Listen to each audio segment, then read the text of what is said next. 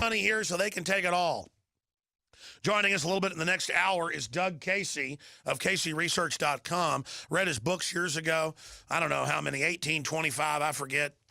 Week's #1 New York Times bestseller. The International Man.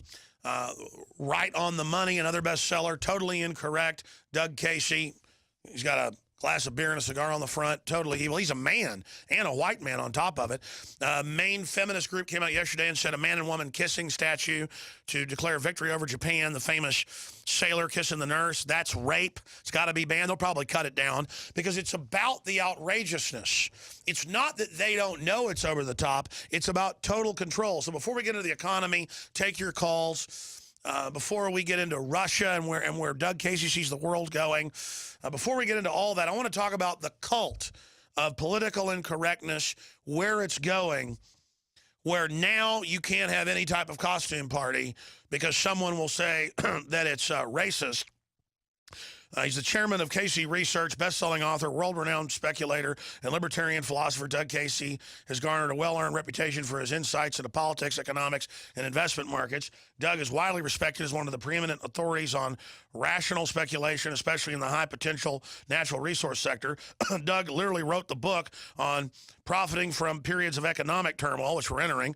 His book, Crisis Investing, spent multiple weeks at #1 on the New York Times bestseller. I'm not going to get into his tens of millions of books sold or all the rest of it. He's back with us, and thank you for coming on while I've been ranting, sir. We're going to skip this break one more, so we give you plenty of time right here. This network break coming up. Stations shouldn't cover this. But, Doug, you heard my rant. People need to know political correctness, not from my view, but from their own documents. Edward Bernays, 80-something years ago, said we got to merge Hollywood with the political class. We've got to roll out and say the stars are for gun control, the stars are for slavery, you've got to be for it. Just like they put Kim Jong-il on TV in North Korea and have women running up begging for him. It's a parlor trick where they sit up on MSNBC and say your kids belong to the state, men are bad inherently. I mean, why don't we just laugh at these vomitous, horrible gutter snipes who are flaming authoritarians? I mean, it is so over the top that I can't even, at this point, it's such a cult. It's such a joke. And people are so scared of what Rachel Maddow with no audience has to say. Why are these pathetic sacks of do-nothing, parasitic mind manipulators able to continue this, and for how long? Well, Alex, I absolutely and totally agree with everything that you've said, except for one thing. You said, you called what you were saying a rant. I wouldn't do that because I would say what you've just been giving us is an impassioned defense of a set of ideas. But the fact that it's impassioned doesn't mean that it's a rant. I totally agree with you. So don't call it that. It's an attempt at survival. These people are assaulting us. They suck dry every country they enter.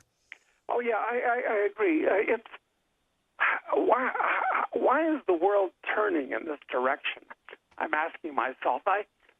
It seems to me at this point that most Americans have been transformed into whipped dogs.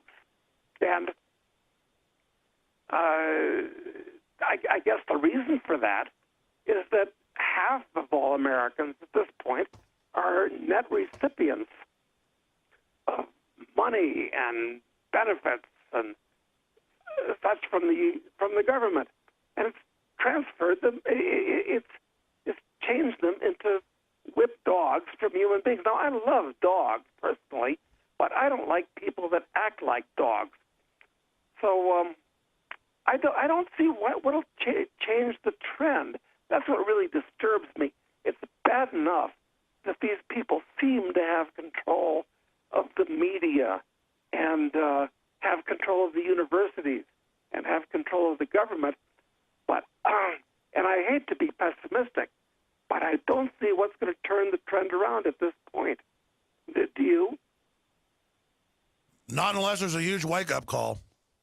Well, I think we're going to get a wake-up call in the form of an economic collapse in the next few years, because we touched on this a little bit when we spoke a couple of weeks ago, and that was the fact that things nearly came unglued in 2007 and 2008, but they were able to paper it over by creating trillions, literally trillions of new currency units. And that's made people feel richer than they really are. And it's caused them to continue doing the things that caused the collapse of 2007 and 2008. But I think we're on the edge of another collapse at this point, and it's going to be much more serious. So the wake-up call that you're talking about, I think it's going to come in the form of an economic disaster that we're right on the edge of now. I want to break down the technicals of that. Government is running around like a chicken with its head cut off, gearing up to protect itself, but not the people, and planning to capitalize from the crisis. It's not immoral for us who are trying to stop it to also prepare to morally do things that protect ourselves and our family. Like you said a few weeks ago, charity starts at home. But first, let's go through the technicals. No major economist that I've seen denies now that they can inflate their way out of this. Is it going to be recessionary, depressionary, or will it be inflationary, hyperinflation, or will we see something more akin to hyper-stagflation? Well, here's the way I break it down. You've got the monetary situation. You can have inflation, where the dollar loses value and prices rise, or deflation, where the dollar gains value and prices drop. Now, which is it going to be? For many, many, many years, we've had constant inflation year after year. The dollar has lost 90% of its value in real terms since the 1960s. Can we have a deflation at this point? It's possible, because let's suppose the stock market collapses tomorrow. That would wipe out trillions of dollars of funny money represented by the stock market. Suppose there's an unbelievable amount of debt in the world today that people count as assets. Suppose that debt can't be serviced and bonds default. That's trillions more dollars that are wiped out. Suppose the real estate market collapses, because the real estate market is built it's floating on a sea of debt. So that could wipe out trillions of dollars, and the U.S. dollar could become worth more for a period of time. The problem is what's going to happen then is that Washington would grab the economy in a stranglehold and create trillions more dollars. They can create an unlimited number of them. So in the long run, we have to count on much higher levels of inflation, even though deflation is possible. But there's something else you brought up. And the opposite of a depression is not inflation. The opposite of depression is prosperity. And the problem is that the standard of living in the U.S. has been dropping for many years. It's been dropping rapidly against other countries that have been coming up in the world, but now it's dropping in absolute terms.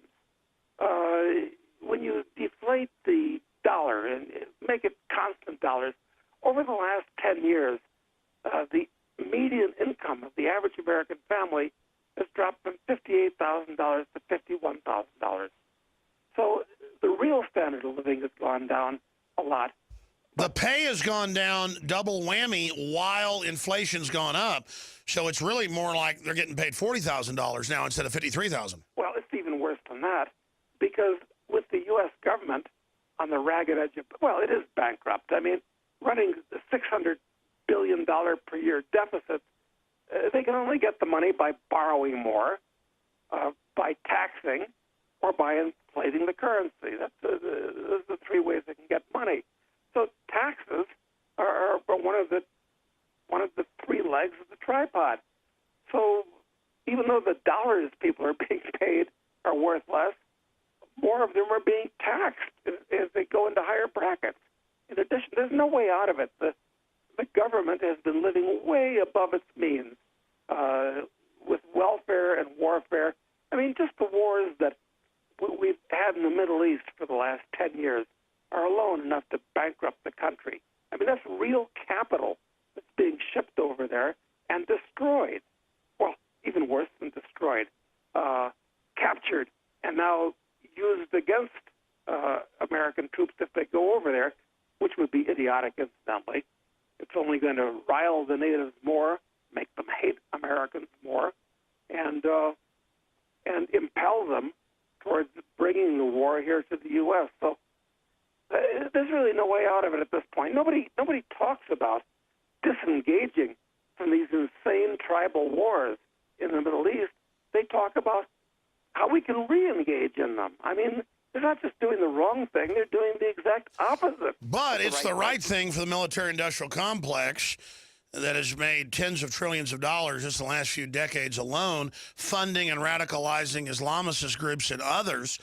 Well, a lot of it is insider crony groups who don't care about the larger prosperity of the world. In fact, they see prosperity outside of their systems as competition. So they work for policies to shut down their competition while creating monopoly combines for themselves. What would you call this monopoly system? Well, I don't call it capitalism, Alex. That's a misnomer. Capitalism is a system of free minds and free markets. It's a system, if you use a strictly Marxist breakdown, actually, because most people are unaware of the fact that Karl Marx actually coined the word capitalism. It originated with Karl Marx. That's right. So, what is capitalism? Das Kapital. Right, exactly. So what is capitalism? It's a system. Marx was correct in this respect. I mean, everything he said wasn't wrong. Most of it was, of course. But capitalism is a system where the means of production, factories, farms, things of that nature, is in the hands of the people. Are owned, privately owned. Yes, not government. Not government. And also where consumer goods, houses, cars, toothbrushes, are privately owned and privately controlled. That's capitalism. Now, it's often confused with fascism. People think of fascism and they think of the Nazis and jackboots and this type of thing. That's got nothing to do really with fascism, the economic system, which the Nazis employed, of course. Fascism is which is what we have in this country. That's right. Is a system where, although the means of production are owned privately, they are controlled by the state.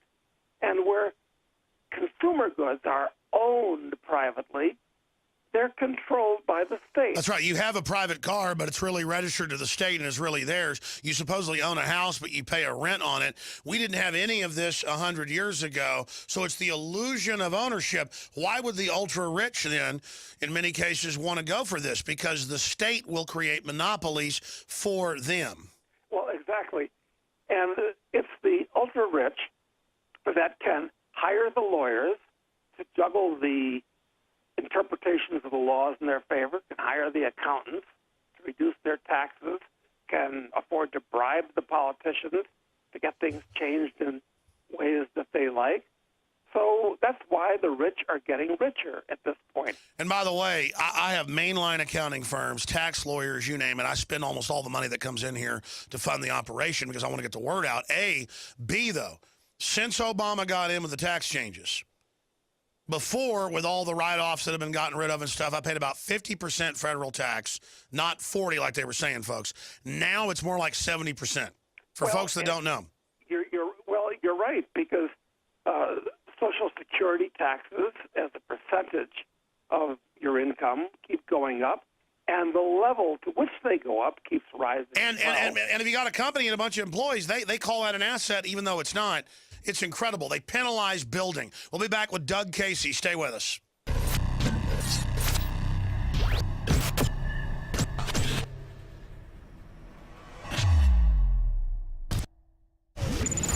globalist social engineers are not just targeting us with propaganda. They are manipulating our genetics. We are being targeted at every level by estrogen mimickers that lower our testosterone and other hormones and natural compounds that the body needs. After consulting top doctors, nutritionists, pharmacists, and others, we have developed what I believe is the ultimate non-GMO organic super male vitality formula sourced from powerful organic herbs and then concentrated for maximum potency.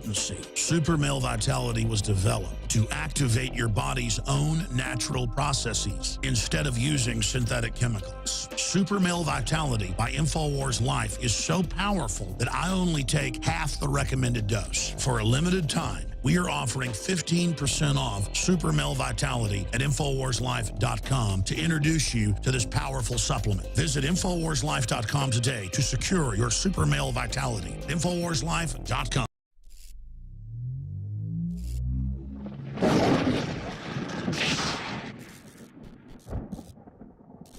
Raising the alarm.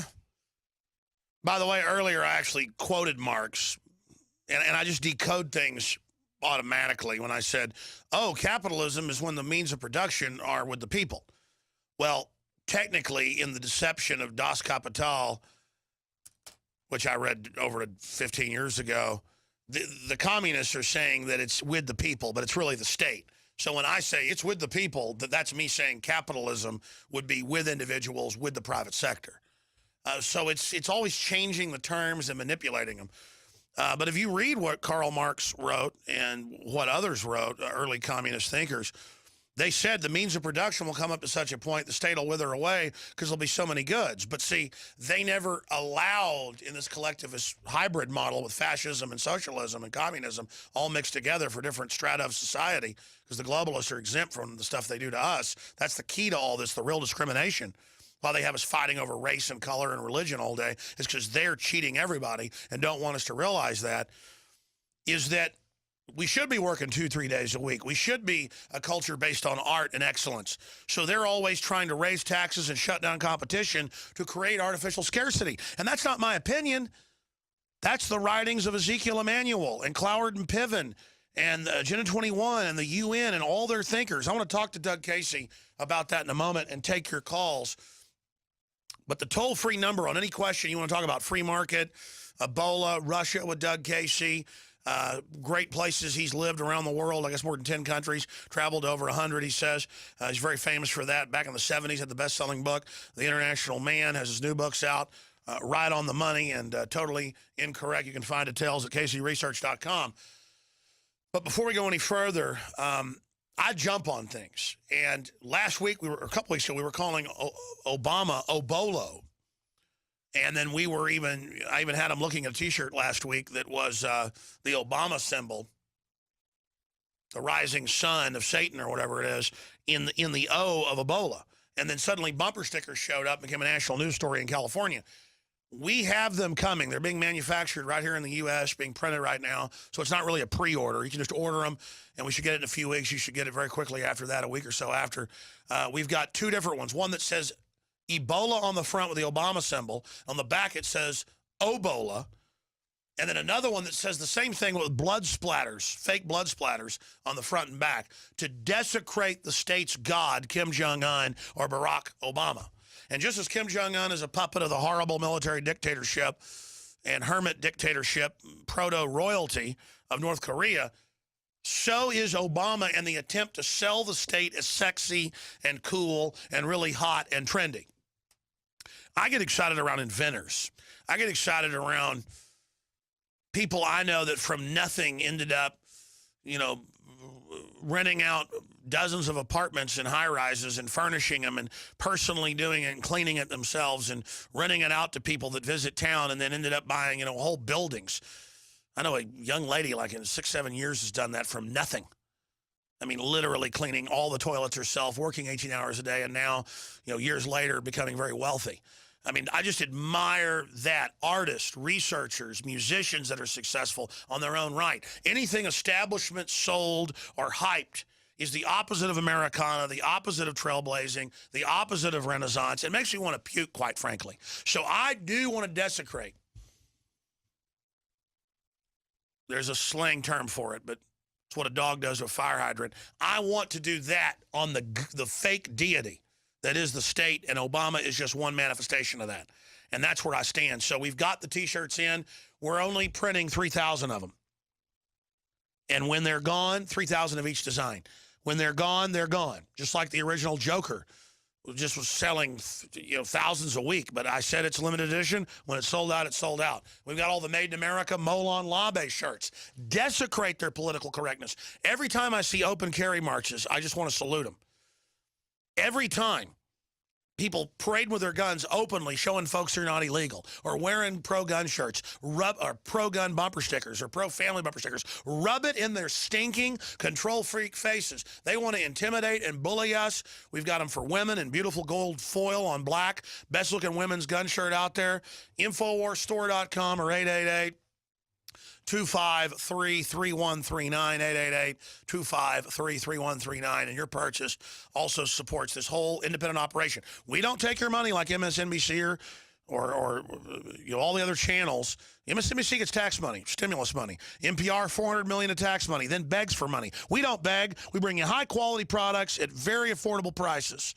And don't forget InfoWarsLife.com for your immune system, the Silver Bullet, Nano Silver, Colloidal Silver, the Super Male Vitality to block the estrogen mimickers, just all of it trailblazing, the X2 nascent iodine, the DNA Force, the Oxy Powder, the OcuPower, InfoWarsLife.com. We salute all of you for supporting us out there. Doug Casey, you've heard me in my impassioned plea for sanity here. It's the celebritization of government cult leaders. Hitler used the German Hollywood for that, and there's several films about it, like The Architect of Doom and others. But I'm hitting on this. How do we pull down these gods? How do we show people that the God of the state delivers you into just hell on earth? How do we expose the political correctness? Tell us about your book, Totally Incorrect. Well, okay. One thing I try to do there, I try to do the same thing that you do, is try to get people to stop apatheticizing the state. People look for the state to do everything. They think politically. In fact, people are supposed to be voting in a week or so, whenever. I don't know. I don't vote. And this may shock some of your listeners to say that I don't vote, but when I was on the Phil Donahue show, when Phil was the Oprah of his day, I happened to be on for a full hour by myself the day before the national elections in 1980, when Reagan was running against, I even forget who he was running against. But so Phil asked me, I suppose you're going to be voting for Mr. Reagan tomorrow. And I said, no, I'm not voting for Reagan. And I gave him some reasons why I didn't like Reagan. And we could talk about that, too, because actually he was a nice guy personally, I'm sure, but really just a politician and made some gigantic mistakes. So then Phil said, well, you're not voting for Carter. That's who he was running against. So you must be voting for the Libertarian. And I said, no, I'm not voting for anybody. And I started to give him 5 reasons why nobody should vote. And I suggest that nobody do vote because, for one thing, it just supports them. You may be voting, you're really probably just voting against the worst of the two people, but you're not perceived that way. The guy that you vote for thinks you're actually voting for him and supporting him, not voting against the other guy. So I prefer, look, back in the 60s, we used to say, suppose they gave a war and nobody came. Well, let's take it further. Suppose they gave a tax and nobody paid. Suppose they gave an election and nobody voted. I'd like to disenfranchise the state. I don't want to feed them more power. So I think that's very important, Alex, that people stop thinking politically and stop thinking, well, the government should do this, the government should do that. This is the problem with conservatives. They want good conservative regulation and conservative taxation as opposed to liberal regulation. But there's no difference between the two of them. I mean, Well, it's all nuanced. I agree with you overall on anarchic capitalism's goals and ideas. But as Ron Paul has said, we're so addicted to this now, like a heroin addict. We've got to be taken off of it slowly. Sometimes you've got to vote out of pure self-defense. I know there's fraud. I know both parties overall end up voting the same, just different rhetoric. And a lot of times I won't vote if the candidates are so similar. I get what you're saying. I think what you're really getting at here is, we vote in the political system when it's probably one of the weakest votes. The jury box, the grand jury box, voting with our dollars, buying organic food to displace the other GMO garbage, voting by leaving the country, voting by civil disobedience or fraudulent taxes, not paying them, not being part of the system. That's what will really bring it down. But also voting with our mouths, decrying it, saying it's illegitimate. It needs us to invite it in like a vampire is what I think you're getting at. I totally agree with you. You stated it very well. That's quite correct, actually. I want to fire the phone number out. It's 800-259-9231. 800-259-9231. Open phones for Doug Casey, CaseyResearch.com, 800-259-9231. Before we go to these callers, I know you want to get into Russia. I want to get into it too. An article you pointed to said, the Russian Empire strikes back.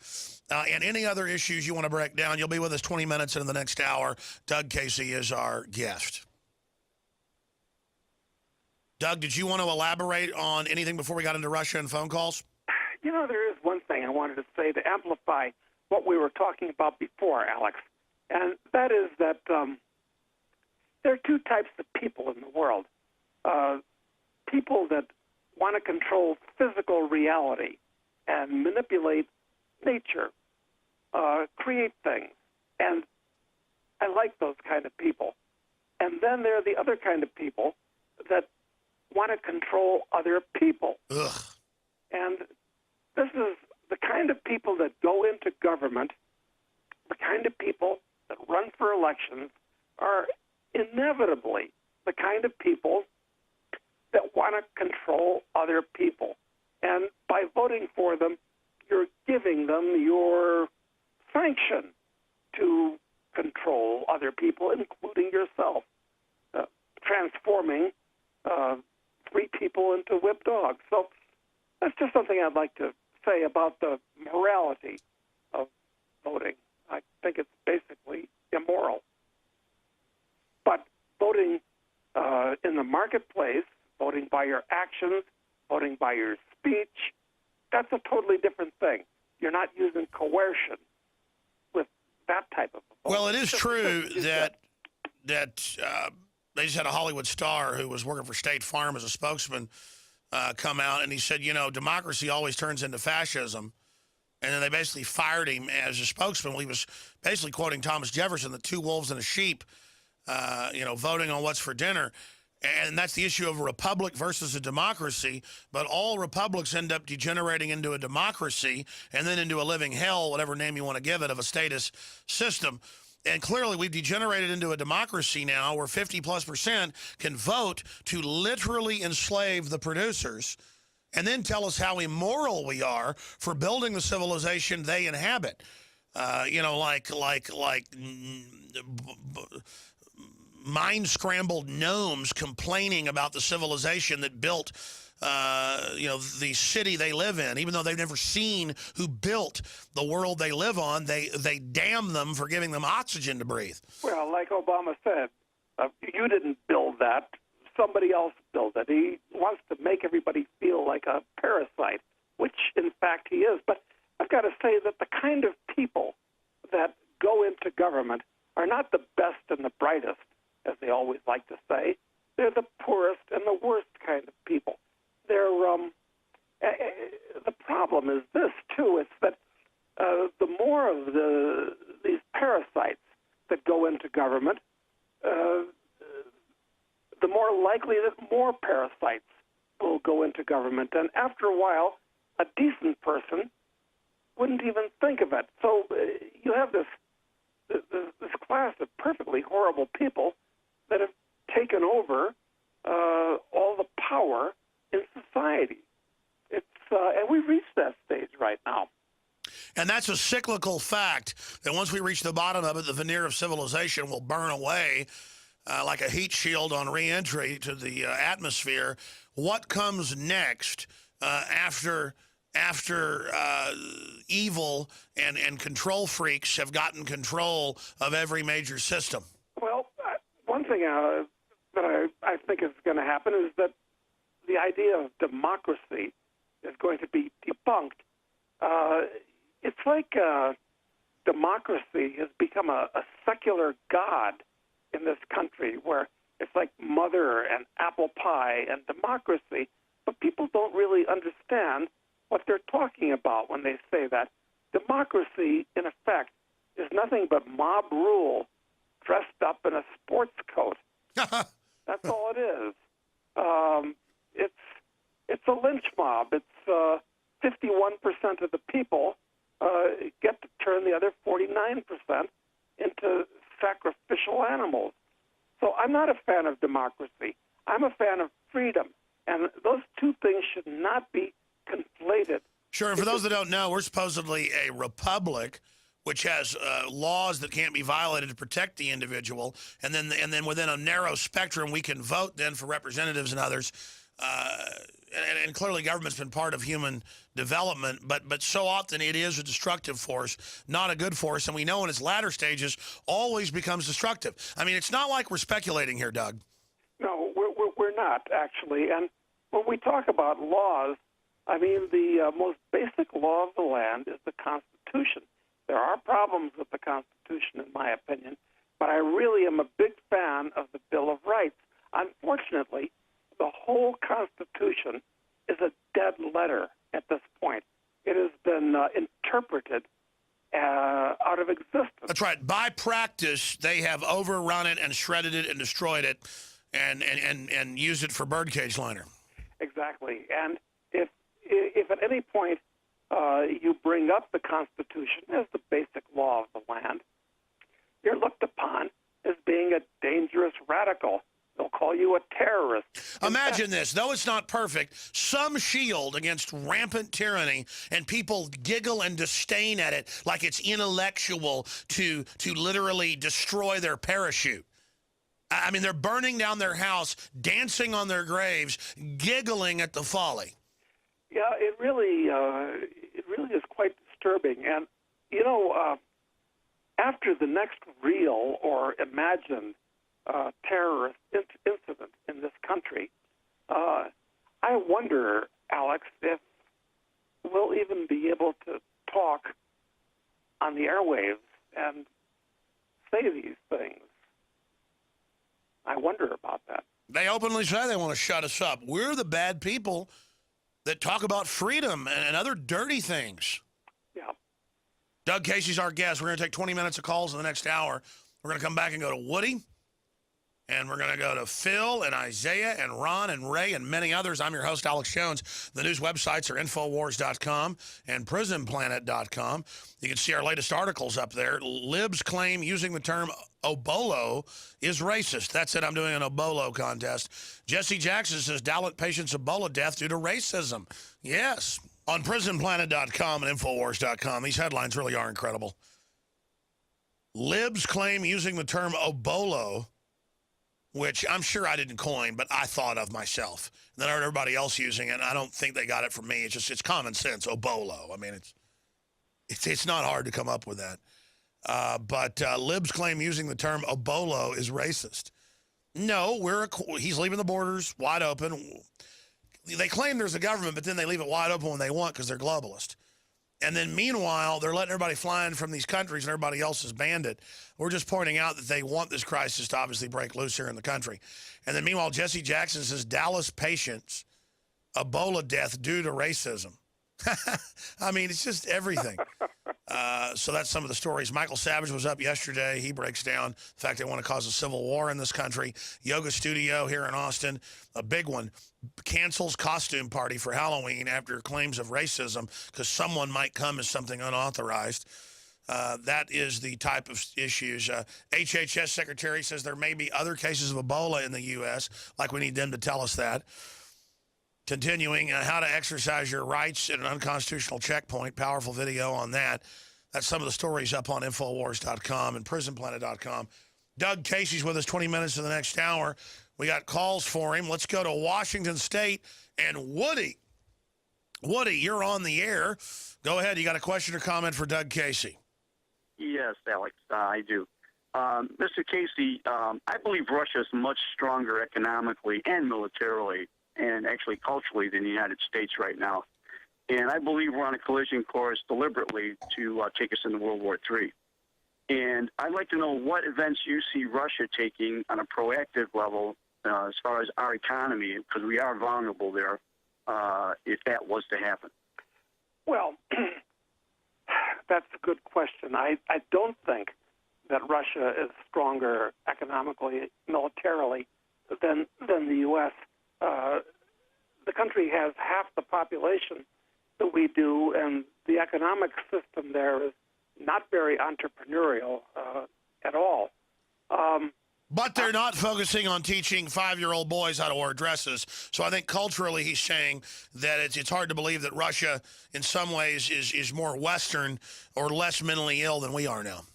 Well, there's something to be said for that. And the leader of Russia, Vladimir Putin, is actually a manly man. He's not a wimpy little girly man like our president is. I hope somebody doesn't accuse me of racism because I called Obama a wimpy little girly man. I mean, actually, sacrilege and blasphemy. He's a god. You didn't hear Jamie Foxx say that he's the Lord and Savior?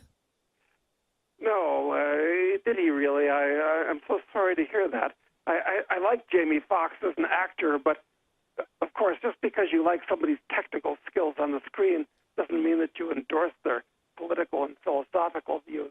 But to answer the question, it's that, no, I don't think Russia is a threat. And actually, when it comes to this dust-up in the Ukraine, I really think that the U.S.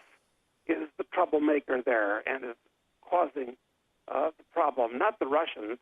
I mean, the Ukraine isn't a real country to start with. It's kind of like an area where most of the people speak Ukrainian as opposed to Russian or several other languages. So it's natural enough that the people on the western borders of the Ukraine in those two provinces want to be closer to the Russians. And the Russians like that because it's nice to have a borderline. But you do have an article at kcresearch.com that I want to get into when we come back, and we'll go back to calls. The Russian Empire Strikes Back. I want to see where you see this going long term, straight ahead with Doug Casey of kcresearch.com. I'm Alex Jones of Infowars.com. Be sure and follow us on Twitter at RealAlexJones. And we've got a bunch of powerful articles that are very important up on Infowars.com. We'll be right back with the third hour in 60 seconds. I saw it a few weeks ago. It's powerful. Rob Jacobson, David Knight, and others put together a review of the Congress dealing with a total Brave New World drugged population dystopia.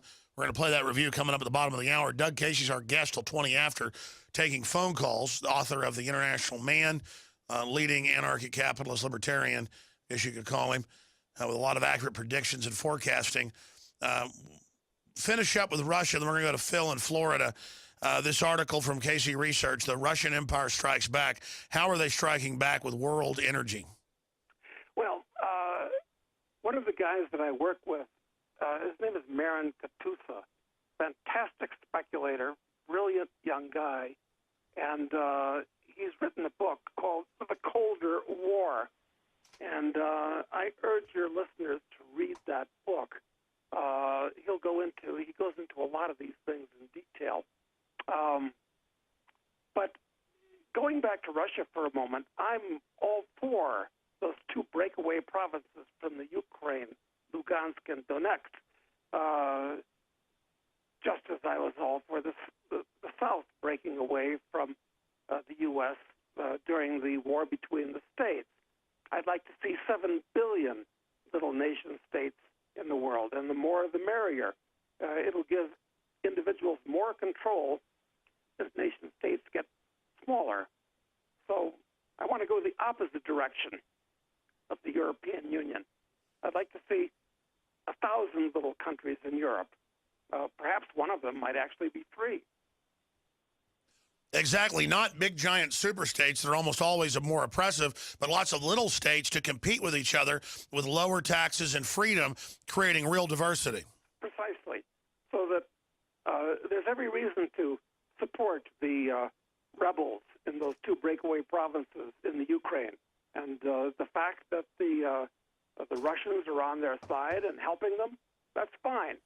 But certainly the United States has no business at all sticking its nose into what's happening in a part of the world that most Americans can't even find on a map. 75% of eastern Ukraine is Russian. About a third of western Ukraine is. For most of its history, as you know, Doug, it's been part of Russia. That's not some Russia-worshipping statement. It's just facts. They've got neocons that call me a Russian agent because I'm against starting war with Russia so George Soros can turn that place into another one of his little palaces where they put 5-year-old boys in dresses. No, exactly, Alex. And Russia is certainly no bastion of freedom, but it is no longer a communist country either.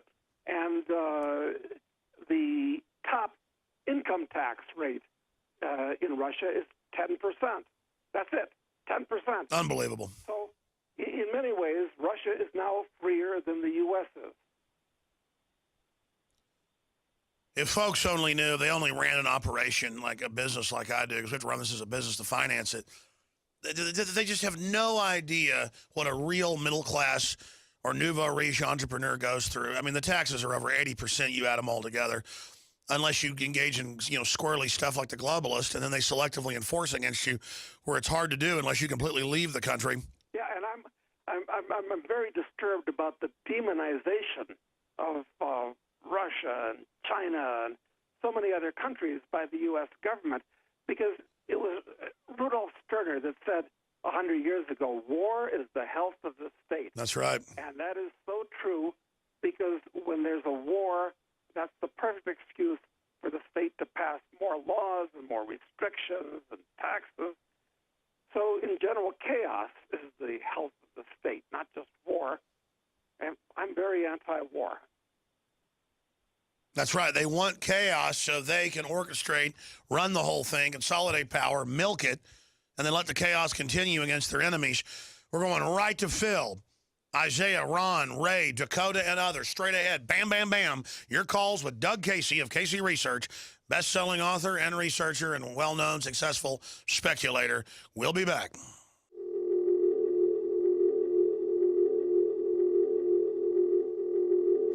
From the water table to our soils to the atmosphere itself, our world is becoming more and more toxic each and every day. But it's not just the air outside that's toxic. Indoor air has been shown to have 2 to 5 times higher concentrations of pollutants than even outdoor air. And most Americans spend 90% of their time inside using toxic chemicals within their homes. There are more than 42 million smokers in the United States. Well over 1,000 types of mold and mildew linked to numerous conditions. And don't forget the fact that 6 million Americans live with pets they're allergic to as well. When I began to research these statistics, it was clear to me it was time to start cleansing my lungs in order to combat the toxic environment that we cannot escape, but that we can fight back against. Made with organic and wild cultivated herbs and manufactured in the USA, the new InfoWars Life Lung Cleanse is here in a convenient spray bottle that can be brought with you throughout any toxic environment. Now available exclusively at InfoWarsLife.com or by calling toll-free 888-253-31.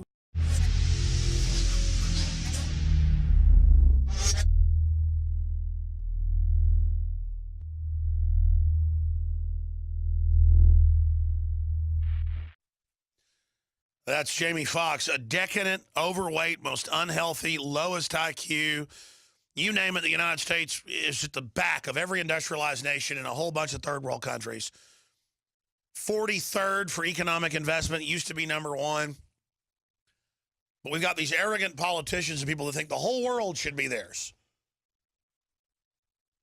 These are not Americans. These are control freaks using our country, and they've got to be stopped. And it is not a thought crime to criticize them like Jesse Jackson and others are saying.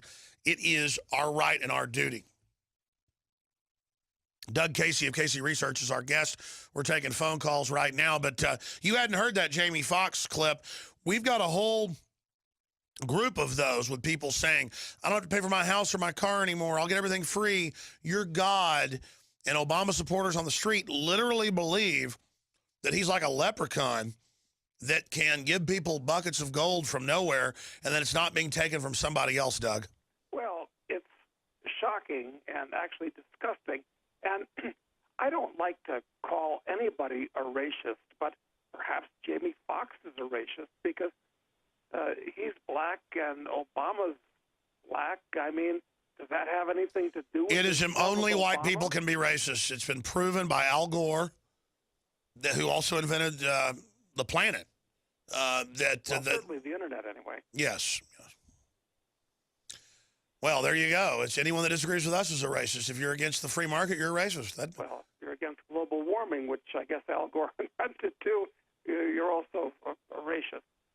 This whole thing about racism, it's just crazy. I mean, of course people are different from each other, and the fact of the matter is that people, birds of a feather, tend to flock together. And the races of people are like breeds of dogs. We're different. I mean, Irish setters are good at some things, and poodles are good for others, and bulldogs are good for other things. And vive la différence. If you're a poodle as opposed to a bulldog, that doesn't mean you hate bulldogs. You just recognize the difference. I like bulldogs. Crazy. I like bulldogs, and I guess that means I'm racist against all other breeds of dog. I know. These people keep bringing this up, and it inflames racism. They say they hate racism, but they really must like racism. Well, that's all they've got. They don't have any real ideas. It's just spew racism all day. Phil in Florida, you're on the air with our guest. Go ahead. Hey, Alex. Apparently, if you've been able to shed the grease from your public education, then you're a racist. But, that's right. I just wanted to thank Mr. Casey for coming on today. Of all the guests that you have on here, and I almost always agree with you 99.9% of the time, but this guy, so far, everything he said is, to me, right on. It's particularly about fascism and the way that the school is, they don't even teach people what fascism is anymore because they want you to think that it's capitalism. Yeah, no, they want to scapegoat, I agree with you, capitalism for this crony, fascist, pick the winner, insider, gangster system that we're under. Yes, when you use words inaccurately or incorrectly, it clouds your thought, because if you don't know exactly what a word means, then you can't actually know what you're talking about. Well, that's what Orwell talked about. Confused, right? You're right, Alex. Exactly. Love is hate and so forth. Precisely correct.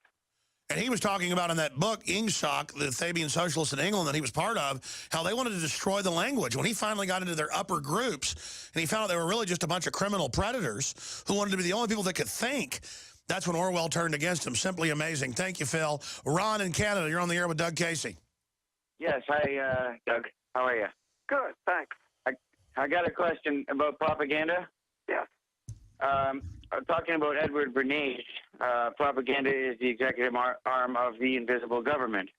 And it also talks about the group mind. If we understand the mechanisms and motives of the group mind, it is now possible to control and regiment the masses according to our will without them knowing it.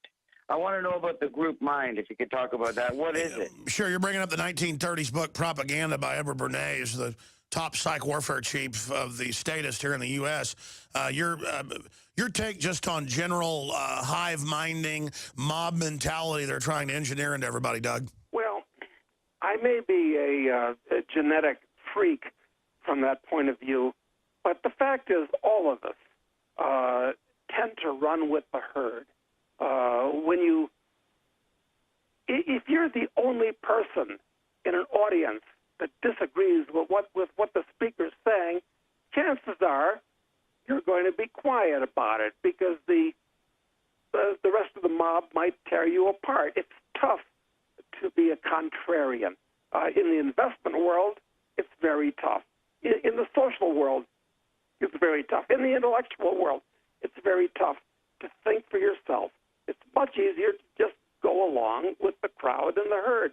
So propaganda is of huge importance to the deep state, you might call it, because, you know, the thought is what gives rise to the action.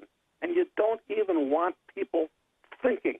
I mean, first you have a thought, and then you say something, and then you have an action. So you don't want people to think out of the box or say anything that runs counter, because, God forbid, they might take action at that point. But I can't help it. I was born a contrarian. Well, we've got to be contrarian when you're dealing with a bunch of crazy control freak nutballs going against common sense. I mean, this is about victory over the truth is what the statists are pushing. Victory over common sense, victory over reality. We must counter them. And people think you get heat when you do that. Sometimes you do, but when people are sick of the globalist, folks actually come to your aid.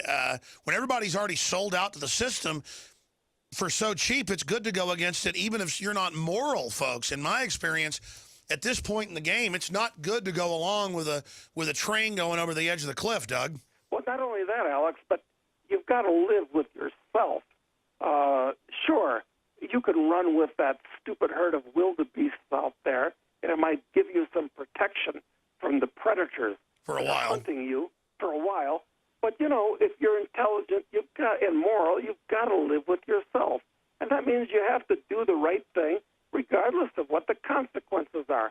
So I'm not interested in being just another one of the stupid wildebeests out there that running with the herd. Yeah, humans are not wildebeest, but they're trying to engineer us into that component so that we can be fed on as the herd. Because with humans, being in the herd doesn't even afford the safety of a wildebeest or of a schooling sardine. No, you're right. But the people that like to control other people want to see us all as milk cows. Exactly. Where, you know, we'll stand there and let them take 40 or 50% of what we produce. And if things go a certain way, they might even turn us into beef cows. That's right, feeding cows. Thank you, Ron. Ray in California, you're on the air with Doug Casey. Yes? Okay, first of all, I want to state that I believe this is all containment for extermination, like I said before in other comments. Next point, for the United States, they want a bio-Holocaust, which I believe is Obola, and a subsequent nuclear Holocaust. Ukraine as to Syria. And I want the question is what do you think Putin's going to do now that he has to fight this thing on two fronts, Ukraine as to Syria, then Iran? Well, look, if I was a Martian and I came down and looked at the situation on this planet at this time, I would hold Putin to be relatively, I mean, sure, he's just a politician, and he's basically the dictator of Russia at this point and so forth. Yes, I'm not saying he's a good guy, but I'll say this, that if I was a Martian and looked at the situation objectively, I would have to put Putin on the right side of these issues and the U.S. on the wrong side of the issues. And it's a very sad thing to have to come to that conclusion. Well, the Martian would also conclude that there was a technocratic, scientific, anti-free market elite that was playing humanity off against each other in balkanization and trying to dumb down and hurt the species as a prey animal. And the Martian would conclude that we have a predator species or a parasitic species, a subgroup of humans, sociopaths, psychopaths, the opposite of chivalry, literally growing like a cancer through human civilization. You know, Alex, that's an interesting point, because actually you could make the case that people may be speciating on mental grounds, because some of these people, like, well, you mentioned Rachel Maddow, I could no longer mate with her intellectually and philosophically than I could mate with a chimpanzee physically. I wonder if people are actually speciating mentally. Let's do one more segment. But it's an observation. Can you go to the bottom of the hour, just 10 more minutes? Mm-hmm. All right, break. We'll come back 6 more minutes. I want him to finish on that. The so-called global elite believe that they are splitting off in another species. You can look that up in the London Guardian, you name it. This is their delusion. Well, then they're degrading into something not as good as we were, because I just can't imagine wanting to dominate and wreck everybody and dumb everybody down. But you don't just see that in the so-called elite. You see it in the general public as well. Coming up, we break down an extremely powerful film, The Congress, dealing with a psychotropic dictatorship that I think is near future in many respects. Final segment with Doug Casey, CaseyResearch.com. Really appreciate him joining us and spending so much time. Finishing up your point about speciating, or the species breaking into different groups, that's what, quote, liberalism or statism, it promotes not having children. It promotes anything that degenerates society. I mean, I guess you said it earlier. They want chaos because then they can manage it. But it really does seem like a hateful group overall, those that support statism. They really are. They're just destructive people. And I hate to use the word evil, which has become so degraded and used so loosely. But what is evil? It is the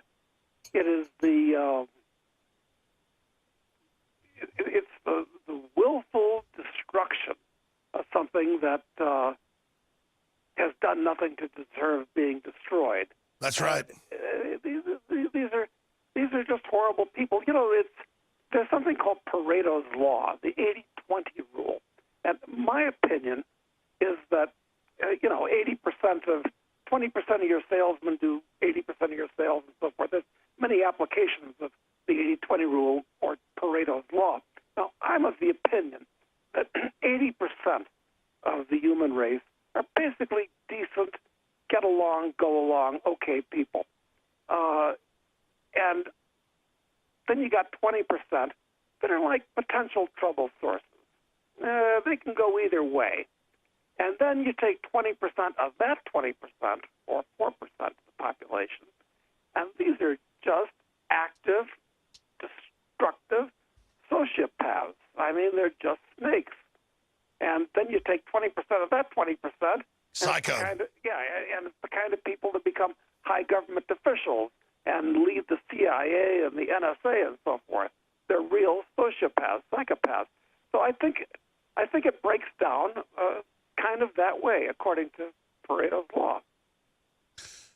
But then there are the type of people that just disgust and disdain the sociopath control freaks. But the problem is those type of individuals are usually lone wolves, something demonized, who just want to lead their own lives and don't want power over others. But usually those type of folks have to be absolutely attacked and suppressed until they finally rise up and historically end up crushing the parasite. Yeah, that's interesting, because at this point, let's say 50% of the people in the U.S. have been transformed into whipped dogs because they're living off the state. But not everybody's a whipped dog. You've got something that's worse than a whipped dog, and I call them running dogs. And those are people that are working for the state because it's in their best interest. And then you've got these top dogs on top of everything. And I don't know how many there are, maybe 1,000 people in this country, that presidents of top universities, heads of big agencies, top generals, very top politicians, congressmen that have been there for many years, heads of committees. These are the top dogs, and these are the real sociopaths in society, and they have control of it, and they're everywhere. Guys that run big corporations and so forth that have risen to the top, not because they're productive, but because they're good at corporate politicking, backslapping and backstabbing is the way corporate politics work. So, sure, they're the types at General Electric that pay Obama to put him on the head of the council to shut down all the power plants they don't own and then double their profits in coal power plants because all their competition's shut down. They make money out of insider scams and destroying productivity, not out of trailblazing. Yeah, you're right. And I know we could talk about conspiracy theory, and I know that you're much more into it than I am. My own opinion is that it's hard enough for 3 or 4 friends to decide what restaurant to go to. No, I agree. It's a dinner. conspiracy of culture. It's birds of a feather fly together. Well, yeah. I don't believe that there's a guy with a white cap that's controlling things, but these guys all go to the same schools. They have the same philosophies. They have the same views on life. They go to the same clubs. There's a consensus. Yeah, they're a bunch of guys that they scratch each other's back, and unfortunately, they control the society at this And point. we've got to identify them. They want us to look at their puppets. We need to look up past that to the actual heart of it. Doug Casey, thank you for the time. We'll be talking later this afternoon, sir. Thank you so much. Alex, it's a real pleasure. Thank you. Your calls, ton of news coming up. And that special video report on the Congress. Stay with us.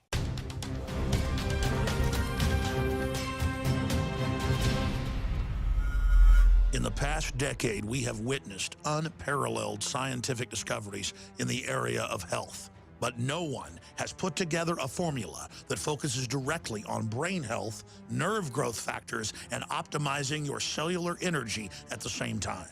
DNA Force is one of the most expensive formulas to produce. Some of the ingredients in DNA Force are $12,000 a kilogram. We are using the coveted, patented, only American source of PQQ, CoQ10, and more. You want the best that's out there at the lowest price anywhere? Well, we're bringing you a total win-win. The ultimate value, cutting-edge, trailblazing game changer that also supports the InfoWar. We have produced a limited run of DNA Force, and it will take up to 12 weeks to produce more once we sell out. Secure your DNA Force today at InfoWarsLife.com or call toll-free 888-253-3139. DNA Force from InfoWars Life.